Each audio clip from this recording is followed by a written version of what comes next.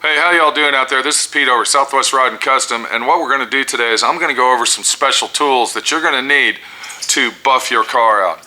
Now, when I say buff your car out, we're not talking about a brand new car here. We're talking about if you're restoring your car, if you just got done painting your car or your truck, you're going to have to color sand and buff that car to get the high quality shine that you really want.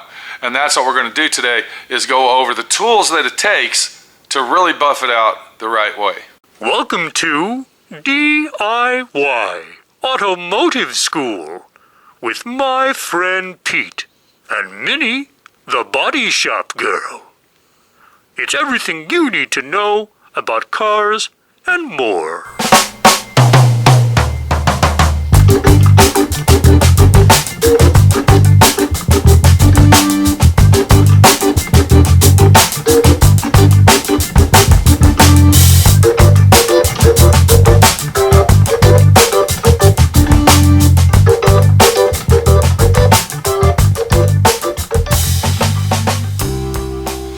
So if we look right here, this is a 1969 Mustang that we've been working on for a very long time. And I just got done color sanding it down. Now what color sanding is where you actually sand the clear coat. And this video is not about that. If you want to learn how to do that the proper way, look up the other videos on this channel, D.I.Y. Auto School, and you will find videos on color sand and buffing techniques, which will show you how to properly color sand it to get it ready for buffing. This video is actually about buffing the car after it's already color sanded. Now you can see that there's a good sheen on it, but it's kind of a dull sheen. This has been sanded down to 3,000 wet. All right, when I say wet, we used wet sandpaper, and it's ready for buffing. So what we're going to do now is we're going to go ahead and take a look at the tools that it takes to get that high quality professional shine that we want after it has already been color sanded. So if you look at my paint table right here, you're going to see that there's a lot of stuff going on. This is the situation you have that says this is going to do the job that I need done to give me that nice high quality show car finish. Now they are going to have... Now, there's a lot of buffers on the market that will tell you that's the buffer you need. First of all, if you ever see an advertisement for one of those machines that you hold with two hands, it's called an orbital polisher, and anything that says polish in it, that is not buffing. So let's get that straight. Buffing and polishing are two different things. If you own a brand new car and you want to polish it out, then you would use one of them orbital polishers, you know, like it's kind of like a giant DA sander, a dual action polisher. All right, that's a low RPM polisher, and they kind of look similar, and they kind of put on to you that that's what you use to buff, but no, that's not what you use to buff. You really need a professional, high quality buffer to buff out a brand new paint job from start to finish. And that even applies that if you get in a collision job, or let's say you paint your fender and you get some trash in it and you got to color sand it out, all right, the little polisher, all right, remember that word, polisher, okay? We're going to stay away from that because we don't want a polisher. What we want is a buffer. It's very important to remember that. So to buff your car out right is basically what you're looking at right here on this table, and I'm going to go over each individual item with you and show you what we're looking at. So the first thing that we're going to need is a high professional quality buffer. And when I show you this, you're going to understand why. You can look at the gear head on here and see that this gear head is an individual high-speed gear head. This is designed for buffing. It's a high-torque, high-speed gear. Another thing we're going to look at is right here. All right, this is a variable speed buffer. It goes from 1,000 RPM to 3,000 RPM. So that's another important thing right there. If you look right here on the end of this, this is an adapter. All right, and when I say adapter, this is basically what it looks like off of the buffer. This is an item that you have to purchase to use your buffing pad. And if we look on the inside of our buffing pad, now I would like to go over the buffing pad just for a second. This is called a double-sided buffing pad. It's a wool pad that is specifically designed for buffing out cars, not polishing. This is not a polishing pad. This is a buffing pad. If you look in the center of it, right in there, you'll see that it's got a threaded center where this would screw on to that. And I'm going to go ahead and put that on there just to show you what we're talking about.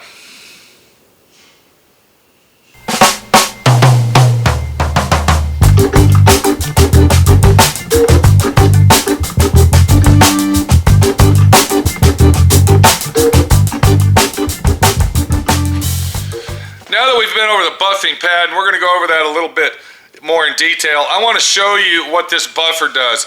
Another thing that you're going to need is you're going to need a T-handle with that. This is a handle that's going to help you stabilize the buffer, because these buffers, they're not lightweight. This buffer here weighs approximately 18 pounds. So if you don't have your little side handle, I call it the T-handle, whatever you want to call it, on your buffer, it's going to be very hard to control that buffer and buffer it properly. So make sure that your buffer that you're using looks similar to this one right here. Now once again, as you're looking at this, I want to let you know this is a professional buffer. You see what that says right there? Professional. There is a difference. You can actually go buy these, let's say over at Sears or Costco or other inexpensive places such as, what's that other one called? Northern Tool and the other place. But they're not going to be like this. This buffer that you're looking at right here cost approximately $400 brand new, because this is a professional buffer. It's high quality, it's a high-end professional buffer, not a polisher. But with the variable speed built into this buffer, we can use that for polishing.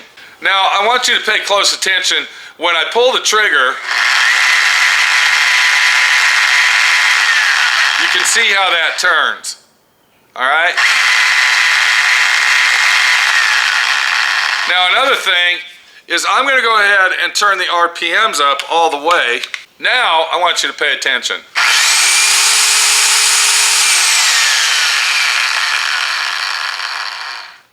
So you can see that it goes all the way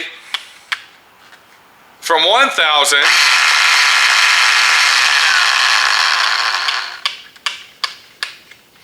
to 3,000 RPM.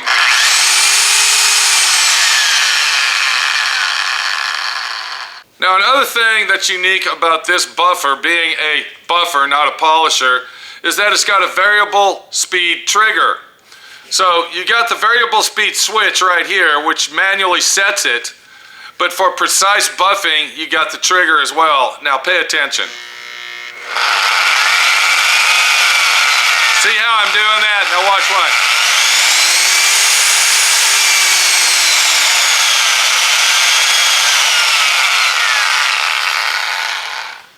So you have the variable speed trigger, you have the variable speed switch, you have the high torque industrial gearhead, which makes this a professional buffer. Now I actually bought this buffer many years ago, and when this buffer breaks down, I actually get it rebuilt. And the thing that mainly goes out on it are your brushes, your variable speed trigger, and your variable speed switch. And when you have this rebuilt, they usually just replace this whole section right here. That's why this is yellow instead of black. So remember the difference between a polisher and a buffer. It's very important that you know the difference. This is made for buffing out a car, a brand new paint job, whereas the orbital polisher is made for polishing your existing paint job. Now that we went over the buffer itself, let's go over some of the accessories it's going to take to actually do the job right. And the first thing I want to go over is the double-sided wool pad that you see in my hand. This is the key to getting a good buff job. Now the situation you have is there's actually 3 different types of wool pads. They have the white one, which is the most common. Then you got a yellow one, which is very soft, and that's mainly used for a polisher, not a buffer. And then they have a blue one, which is a little bit more coarser than this one, which would be used for a heavy paint job that doesn't seem to get all the scratches out from color sanding it to buff it. So this is the most common one. This is the one that my friend Pete suggests. And if you have a problem buffing your car and it seems like the scratches aren't going to come out, you want to get the blue one to cover that. and get everything out properly. So as we look in the middle of the pad, you're going to see that there is the threads right there where our adapter will screw onto the pad. Because if you look at the buffer itself, you can see that the adapter is installed here. And this is the reason that you're using the adapter on that. Do you see how tall the threads are? If we tried to screw the pad onto our buffer, the threads would stick out the other end of the buffer, which would be right here.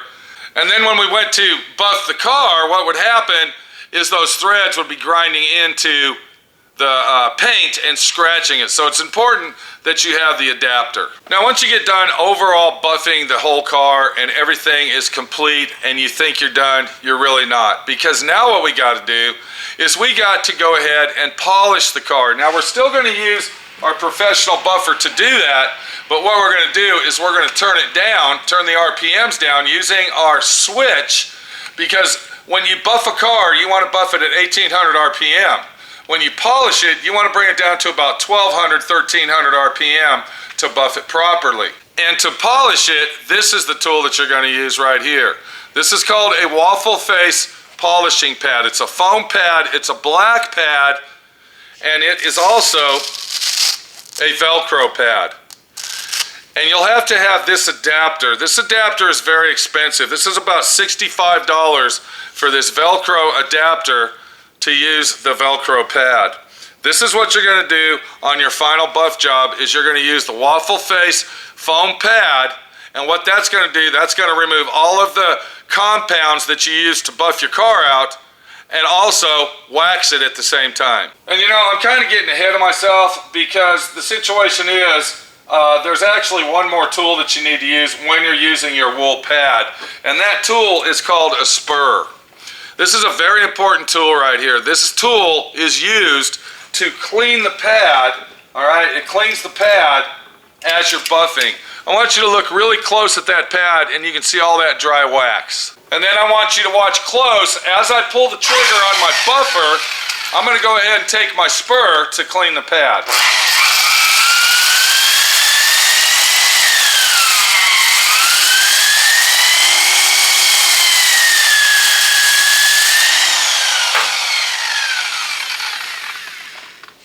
Now you can see how clean the pad is, and it's ready to go again. So having a spur, this is called a buffer spur, is a very, very important tool to own. Now that we've gone over everything that it takes to use the tool itself, let's go over the proper waxes, compounds, and polishing utensils. What you're looking at right here, this is actually a squeeze bottle. This is a little squirt bottle that's got a tip. This is the bottle that I use to apply my compound with. And you can purchase these at any paint and body shop supply store. Very, very inexpensive. I believe that bottle costs 49 cents and it's reusable. You just fill it up with your compound and then you have a nice little handy bottle to carry around instead of your gallon jug. Now, this is the compound. This is called rubbing compound. I want you to get a good look at that. All right, this is 1 gallon of rubbing compound. This is designed to buff the car out after it's been color sanded. This has a special mixture of sand grit, fine sand grit, and polishing compounds to buff that paint and make it shine the way that you want it to. So this is your main culprit that you're going to use to do the job right, is a high quality buffing compound.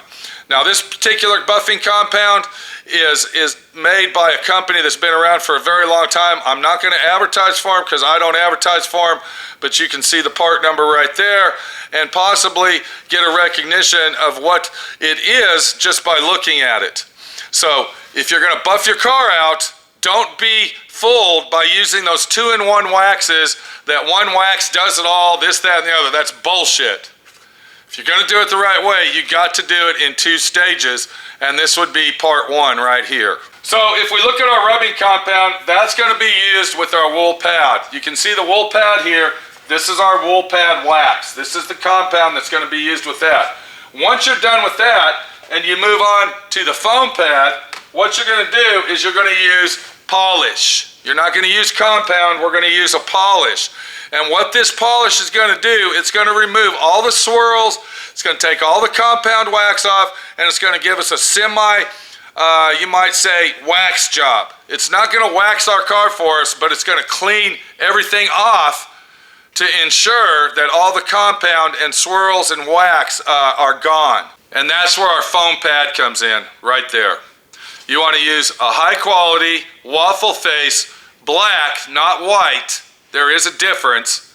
You want to use the black waffle face pad with your polish. So basically all the tools and necessities that you see right here is what you're going to need to do a professional, high quality buff job. I will warn you, and I will tell you right now that if you have never done this, do not attempt to do this on a high quality show car paint job. Take your time, go ahead and get possibly an old fender or maybe an old car and try it out, test it out, and watch my other videos on color sand and buffing, because it's going to show you techniques on how to use your buffer where you don't burn the paint off and you don't ruin the paint job. This is Pete, my friend Pete, your friend Pete, over here at DIY Auto School, showing you and telling you what to use, how to do it, and wishing you luck on all your projects that you're doing at home. Always remember that you can do this. You can do this. It's not that hard. Set your mind to it. If you fuck it up, so what? Start over. Don't rely on everybody else to do things for you. It's a big world out there, and if you rely on everybody else to do it for you, you'll never get anything done yourself. We'll see you later.